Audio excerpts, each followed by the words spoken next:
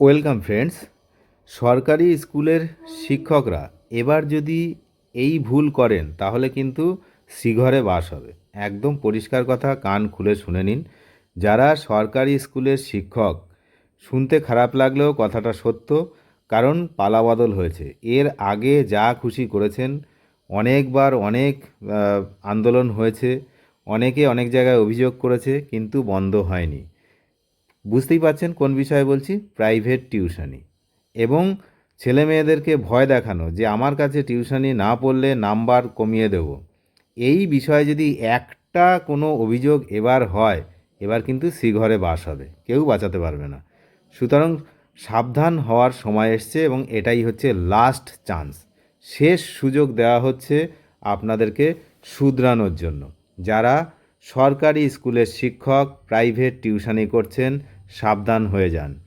কারণ সরকারি শিক্ষকদের প্রাইভেট টিউশনি নিয়ে কড়া নির্দেশ দেওয়া হয়েছে পশ্চিমবঙ্গ সরকারের পক্ষ থেকে। অমান্য করলেই কড়া ব্যবস্থা।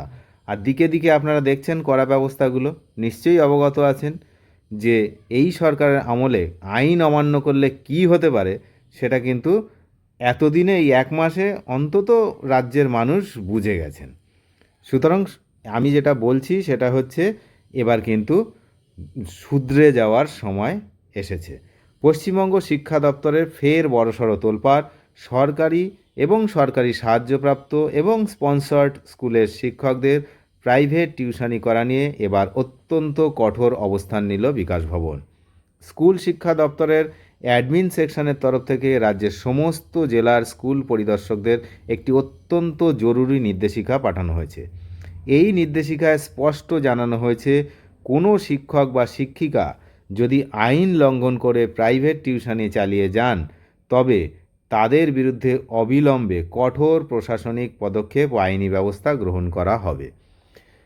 বিকাশ ভবনের এই যে যে বিজ্ঞপ্তি, এই বিজ্ঞপ্তিতে কিন্তু উল্লেখ করা হয়েছে যে জাতীয় যে মানবাধিকার কমিশন রয়েছে আমাদের, আপনারা জানেন, সেখান থেকে কিন্তু একটি গুরুতর নোটিশ পাঠানো হয়েছে সরকারকে, যে এরা এতদিন থেকে এই যে নিয়ম, সেই নিয়ম কিন্তু মানছে না। 2009 সালের 8টি অ্যাক্ট, সেখানে কিন্তু এই বিষয়টা লেখা আছে, উল্লেখ আছে।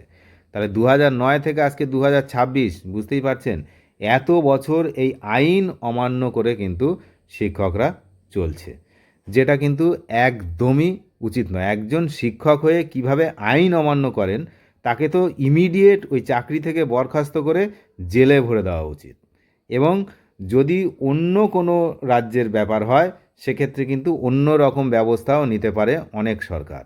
তো আমাদের সরকার এখন কি ব্যবস্থা নেয়, সেটা কিন্তু আগামী দিনে, কয়েক দিনের মধ্যেই আমরা খবর পাবো যে কার কার বিরুদ্ধে ব্যবস্থা ইতিমধ্যে নিয়ে ফেলেছে। কারণ অনেককেই আগে থেকে নোটিশ পাঠানো আছে, বলা আছে, তাদেরকে শোকজ করা হয়েছে যে কেন তুমি প্রাইভেট টিউশন বন্ধ করছো না। সেই শোকজের কোনো উত্তর ক্ষমতার বলে, তারপরে হচ্ছে একটা দুর্নীতিগ্রস্ত সরকারের আমলে সেগুলো কিন্তু বেঁচে গেছে, কিন্তু আর সেটা সম্ভব নয়। কারণ 2009-এর 8টি অ্যাক্ট এর 28 নম্বর ধারা এবং কলকাতা হাইকোর্টের নির্দেশকে বুড়ো আঙুল দেখিয়ে রমরমিয়ে বেআইনি প্রাইভেট টিউশনির ব্যবসা যারা চালাচ্ছিলেন, সেটা এখন বন্ধ করতে হবে। একটি মারাত্মক বিষয় সামনে এসেছে। বলা হয়েছে যে কিছু শিক্ষক নিজেদের যে স্কুল, তাদের ছাত্রছাত্রীদের পরীক্ষার নম্বর কমিয়ে দেওয়া বা ফেল করিয়ে দেওয়ার ভয় দেখিয়ে নিজেদের কাছে প্রাইভেট পড়তে বাধ্য করছেন। সমস্ত গার্জিয়ান অকিবহল এই বিষয়টায়। সমস্ত গার্জিয়ানরাই জানেন এই বিষয়টা, এবং যারা যারা পড়েনি তাদের নাম্বার কিভাবে কমানো হয়েছে, প্র্যাকটিক্যাল, তারপরে হচ্ছে যে প্রজেক্ট, সেখানে যে নাম্বার কম দেওয়া হয়েছে, এমনকি রিটেন এক্সামেও নাম্বার কম দেওয়া হয়েছে, এর প্রমাণ কিন্তু ভুরি ভুরি রয়েছে। তাহলে এই ভয় দেখিয়ে কিন্তু বাধ্য করেছেন। এর ফলে একদিকে যেমন সাধারণ ছাত্রছাত্রীরা এবং তাদের অভিভাবকরা মানসিক হেনস্থার শিকার হচ্ছেন, অন্যদিকে পেশাদার ও প্রকৃত প্রাইভেট টিউশনরা যারা রয়েছে, টিউটাররা, তাদের রুটি রুজি হারিয়েও কিন্তু চরম সংকটের মুখে পড়েছেন। আবার বেশ কিছু গার্জিয়ানও এরকম রয়েছে যে টিউশন পড়ানোর শিক্ষক যখন খোঁজেন, আগে তাদের প্রশ্ন হচ্ছে উনি কি কোনো স্কুলের সঙ্গে জড়িত আছেন। যদি হ্যাঁ বলেন, তাহলে তার চাকরি পাকা। যদি না বলেন, তাহলে একটু নাক কুঁচকে আসে।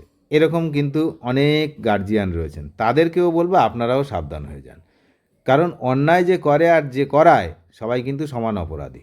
সুতরাং যেদিন কেউ একজন অভিযোগ করে দেবে কোনো একজন প্রাইভেট টিউটর যে আমি স্কুলে চাকরি করি না বলে আমাকে ডেকেও তারপরে এরকম করেছে, এরকম ব্যবহার বা এরকম কিছু, কেস কিন্তু আপনিও খাবেন। সুতরাং খুব সাবধান। শিক্ষা দপ্তরের এর আগে একাধিকবার এই বিষয়ে কিন্তু কড়া নির্দেশ দেওয়া হয়েছিল। ওই যে বললাম, আগেকার দপ্তরে কারা ছিলেন আপনারা তো দেখতেই পাচ্ছেন। কারা দপ্তরে, সমস্ত দপ্তর, শিক্ষা থেকে শুরু করে অন্যান্য যে সমস্ত দপ্তর আছে, সেই দপ্তরে কারা ছিলেন, তারা কি তাদের কর্মকৃত্তি, সে তো আপনারা রেগুলার দেখছেন, রেগুলার। তো সুতরাং তাদের কাছে একাধিক তারা নির্দেশ দিলে তার নির্দেশ কে মানবে? বিজ্ঞপ্তিতে পূর্ববর্তী দুটি অত্যন্ত গুরুত্বপূর্ণ সরকারি আদেশের কথা কিন্তু মনে করিয়েও দেওয়া হয়েছে, যেটা 2011 সালের একটা, যেটা 14/2/2011 তারিখে জারি করা হয়েছিল। সেখানে স্কুলের কোনো কর্মরত শিক্ষক বা শিক্ষিকা কোনোভাবেই নিজেকে কোনো রকম প্রাইভেট টিউশনি বা প্রাইভেট টিচিং অ্যাক্টিভিটির সঙ্গে যুক্ত থাকতে পারবেন না, এরমভাবে নির্দেশ দেওয়া হয়েছিল। আর একটা 2018 সালে নির্দেশ হয়েছিল। এই নির্দেশগুলো কখন হতো জানেন তো? যখন বেশ কিছু ছেলেমেয়েরা যারা প্রাইভেট টিউটর যখন রাস্তায় নেমে আন্দোলন করতেন, তো আন্দোলনের পরে পরে এরকম করে একটা করে নোটিশ সেই সময় তৎকালীন সরকার বার করে শুধু দেখিয়ে দিত যে আমরা নোটিশ জারি করেছি। তারপরে তার ইমপ্লিমেন্ট কী হচ্ছে সেসব দেখে লাভ নেই। ইমপ্লিমেন্ট আদৌ একটাও হয়নি। তো যদি আরও এরা যদি ক্ষমতায় থেকে যেত, আর কোথায় চলে যেত আপনার পশ্চিমবঙ্গ আপনি খুঁজে পেতেন না। তো যাই হোক, 8/3/2018 তারিখে বিজ্ঞপ্তির ধারা সেখানেও একটা রয়েছে। সেখানে বলা হয়েছিল ব্যক্তিগত আর্থিক লাভের জন্য কোনো শিক্ষক টিউশনি করতে পারবেন না। তবে স্কুল কর্তৃপক্ষ যদি ছাত্রছাত্রীদের জন্য কোনো বিশেষ রেমেডিয়াল কোচিং এর আয়োজন করে, সেখানে শিক্ষকরা সম্পূর্ণ সহযোগিতা করতে বাধ্য থাকবেন। সেটা কিন্তু টাকা পয়সা ছাড়া, বুঝতেই পারছেন যে সেটা স্টুডেন্টের কাছে থেকে কোনো টাকা নেওয়া হচ্ছে না। সেটা যদি তার এক্সট্রা পেমেন্ট করে স্কুলই করবে, সেটা অন্য বিষয়। সেই বিষয় কিন্তু এই বিষয় এক নয়। তাহলে ব্যক্তিগত লাভের জন্য টিউশনি নিষিদ্ধ। স্কুলের অফিসিয়াল যদি রেমিডিয়াল কোনো ক্লাস থাকে সেটা নেওয়া যাবে। আর সমস্ত জেলার ডিআইদেরকে কিন্তু দ্রুত ব্যবস্থা নেওয়ার কথা বলা হয়েছে এবং কঠোর ব্যবস্থা হবে। ব্যবস্থাটা এবার কিন্তু কঠোর। শিক্ষক বলে যে ব্যবস্থা কোনো খারাপ হবে এমন কিন্তু নয়। আপনারা দেখেছেন যে মন্ত্রী বলেও তার ব্যবস্থা যেমন হচ্ছে, মন্ত্রী হাইকোর্টে বা সুপ্রিম কোর্টে গিয়ে অনুরোধ করছে যে আমাকে প্রথম শ্রেণীর কয়েদির মর্যাদা দেওয়া হোক। আমি চাইব না যে আমাদের কোনো শিক্ষক তাকে হাইকোর্টে গিয়ে বা সুপ্রিম কোর্টে গিয়ে বলতে হচ্ছে যে আমাকে প্রথম শ্রেণীর কয়েদির মর্যাদা দেওয়া হোক। এই জিনিসটা যেন না শোনা যায়। তো এটা আমরা চাইব না। সুতরাং শিক্ষক তার নিজের সম্মান নিয়ে বাঁচুন। শিক্ষক তার নিজের সম্মান কোনোভাবেই হারাবেন না, এটা অনুরোধ। Deputy director of school education Paschimbanga সরকারের পক্ষ থেকে সমস্ত স্কুল পরিদর্শক যারা ডিআই তাদের উদ্দেশ্যে কিন্তু স্পষ্ট নির্দেশ দিয়েছে। এই ধরনের অভিযোগ পাওয়ার সাথে সাথে বিষয়টি তদন্ত করতে হবে। এবার কি অনেক সময় হয় কি যে ওর সঙ্গে আমার রাগ রয়েছে, ঠিক আছে ওর নামে একটা অভিযোগ করে দিই, এরম করলে কিন্তু হবে না। ওটা কিন্তু তদন্ত হবে, আর এরম ভুলভাল অভিযোগ যে করবে সেও আইনের আওতায় আসবে। সুতরাং সব কিছুতে সাবধান। কোনো একজন সৎ শিক্ষক তাকে আপনি অসৎ সাজিয়ে দেবেন, এটাও কিন্তু মেনে নেওয়া হবে না।